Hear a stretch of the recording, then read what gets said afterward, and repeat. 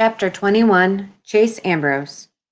It should be familiar to me, sitting on the chairs outside Dr. Fitzwallace's office with Aaron and Bear, waiting for the axe to fall. Aaron assures me that our butt prints are permanently etched into the seats. I don't remember any of that, but it's accepted fact that the three of us have spent a lot of time here. Aaron settles himself comfortably and grins at me. There's no place like home. I'm not in the mood to grin back.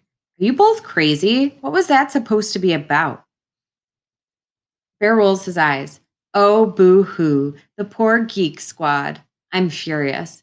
Forget them. What about me? You've just gotten me in a ton of trouble. What about yourselves? You're both going to get kicked off the football team for this. And for what? So you could spray fire extinguisher foam on a bunch of band instruments? Bear keeps on smiling. At least we weren't the ones who conked Joel Weber. That was an accident. You think Fitzwallace is going to believe that? Bear retorts. Who's going to back you up? Your video dweebs? I kind of doubt you're their favorite person right now. I'm so upset I can barely come up with the right words. You did this on purpose to frame me. We're supposed to be friends, and you were so dead set on wrecking my life that you didn't even care if you went down the drain with me. Aaron's calm. No one's going down the drain. Are you delusional or just stupid? With our reputation, they're going to throw this kitchen sink at us. Community service is something we can only dream about now.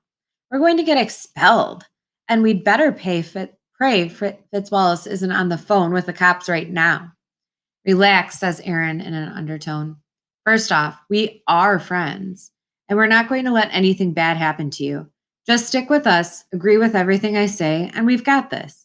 You are delusional, I hiss. How could there be any way to explain that train wreck in the music room? When the door to the inner office opens, the knob makes a snap like a gunshot.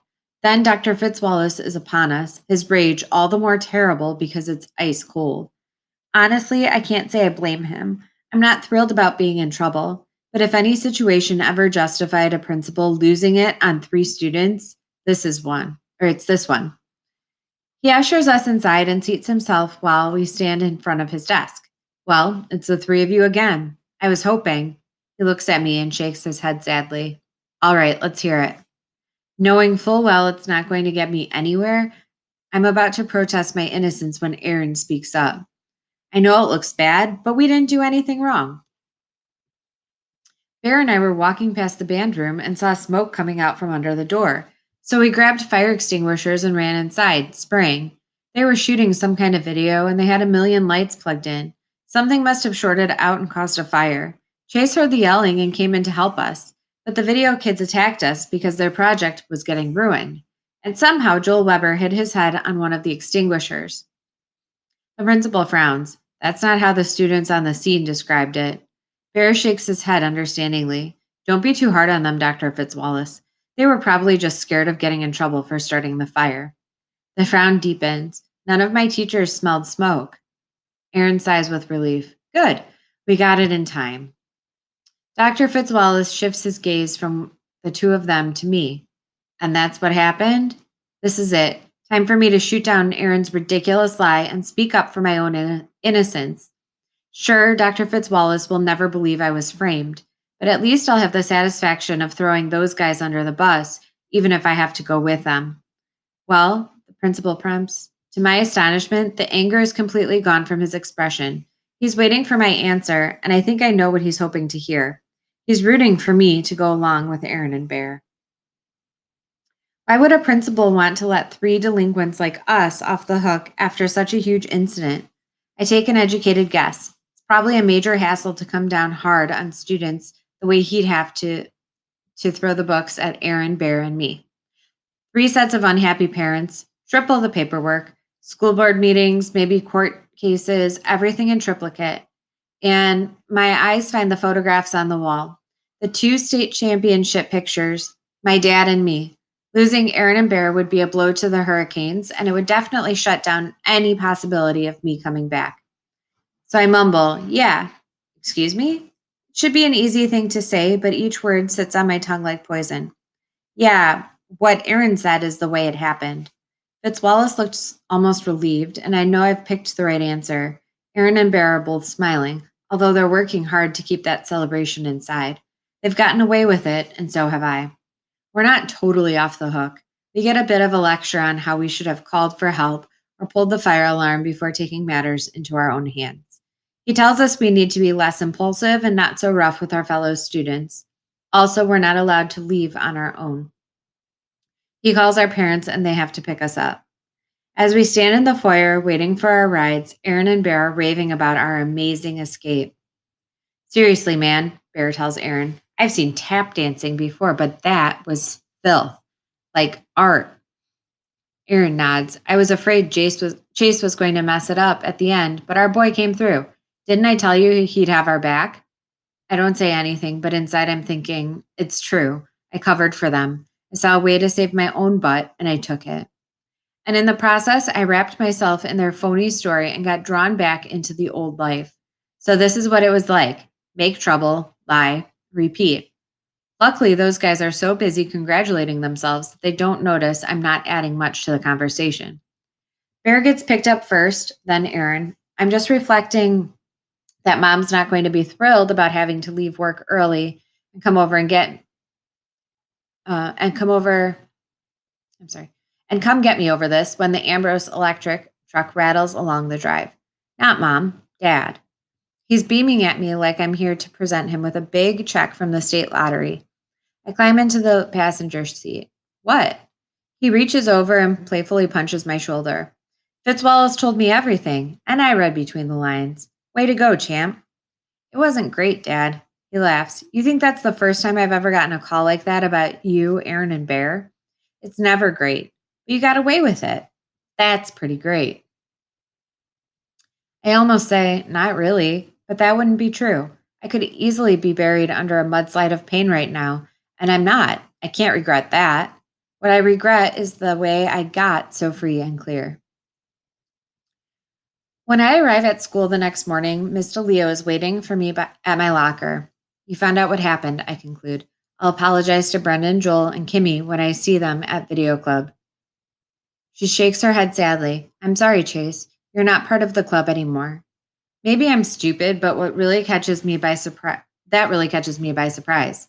Nobody told you I didn't do anything wrong. Suddenly, there's a bowling ball in my throat, and I can't seem to clear it away. I spoke to the Webbers on the phone last night, she tells me. Joel's okay, but the family is pretty rattled, considering that the injury came from you. What about Brendan? I press. He knows I'm innocent. I had a talk with him, too. He's not sure about your role, but the word innocent never came up. She shoots me a penetrating gaze. And it doesn't help that you backed up the story that your two friends spun about an electrical fire. My heart sinks. She's right about that. I signed on to the lie to save my own skin, but I never thought about how that would look to the video club kids. They know there was no fire. They've all been waiting for the old me to show up, and I delivered. So they kicked me out, I say. She shakes her head. That decision was mine. I'm really sorry, Chase. You were doing so well. Warrior is the best middle school project I've ever seen. I think of Shoshana. I can only imagine how mad she must be. Don't worry, Mr. Leo, I say, surprised at how hard it is to keep my voice steady. I'll stay away. It bugs me, but what really bugs me is how much it bugs me. What do I care what a bunch of video dweebs don't want me in their club? I bring myself up short. Video dweebs. That's what Aaron and Bear call them. As upset as I am, I'm not going to stoop low enough to use their words. I blame myself for the mess I'm in, but mostly I blame those two. Speaking of Aaron and Bear, they're acting like everything is beyond awesome between us. Funny, I found a way to give them a pass for a lot of rotten stuff, including maybe even stealing a War Heroes medal. But what I can't forgive them for turns out to be something I did all by myself. I protected them because it was the way to protect myself. The cost turned out to be the one video club, plus the way I feel every time Aaron or Bear refers to me as our boy. I start taking weird detours through the halls just to avoid running into them. My one consolation is this is a short day for me. Dad's picking me up at 11 and taking me to my appointment with Dr. Nugent, the sports medicine specialist. At least that spares me lunch at the football table. I won't be eating with the video crowd anytime soon. Is it possible to lose your appetite for an entire school year? I spot Brendan a couple of times, but when he sees me, he quickly turns away. I catch a glimpse of Shoshana, scorching me with a look that would melt titanium. I don't think Joel's even at school. Dr. Nugent re-enters the exam room and beams at me. Well, young man, I've got good news and better news. The good news is you exhibit no lingering concussion symptoms and you're fit as a fiddle in every way.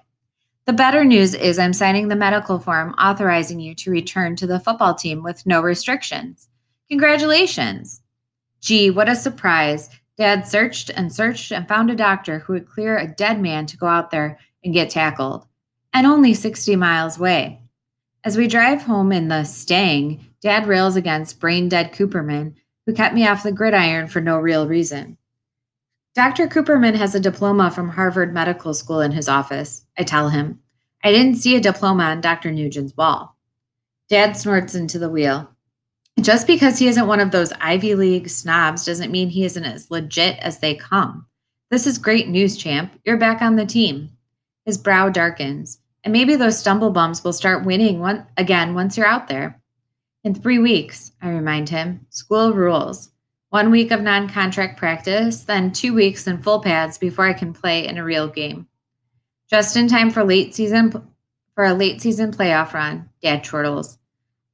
I'm not that happy about my triumphant return to football, and it isn't only because of Dr. Nugent, who would have signed a paper certifying I was pregnant with triplets if my father had paid him enough. It's not the medical part that bothers me. I know I'm fine. Dr. Cooperman pretty much said so himself. I'm even interested in the game and excited to see if I can be as good as everybody says I used to be. The part I don't like is that football me is the old me, and I don't want to be that guy anymore. Look how fast my pre-amnesia instincts kicked in the minute Aaron and Bear jammed me up yesterday. But really, what choice do I have except the Hurricanes? I'm kicked out of video club, and I lost every one of the friends I made there.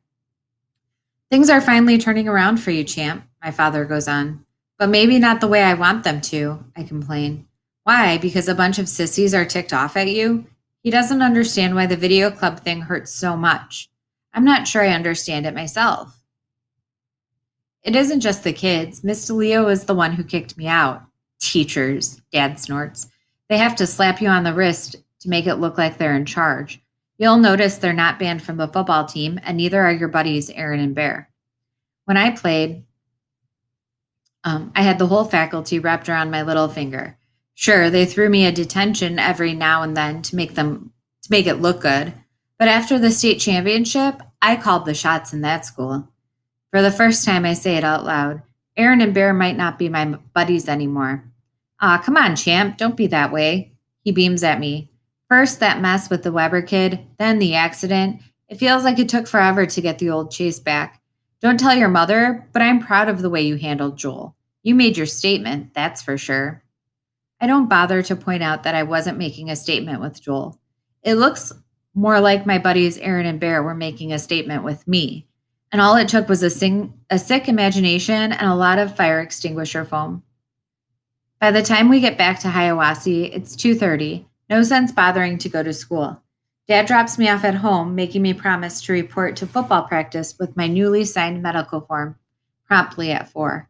And I will, not because I want to, but because I'm too depressed to resist.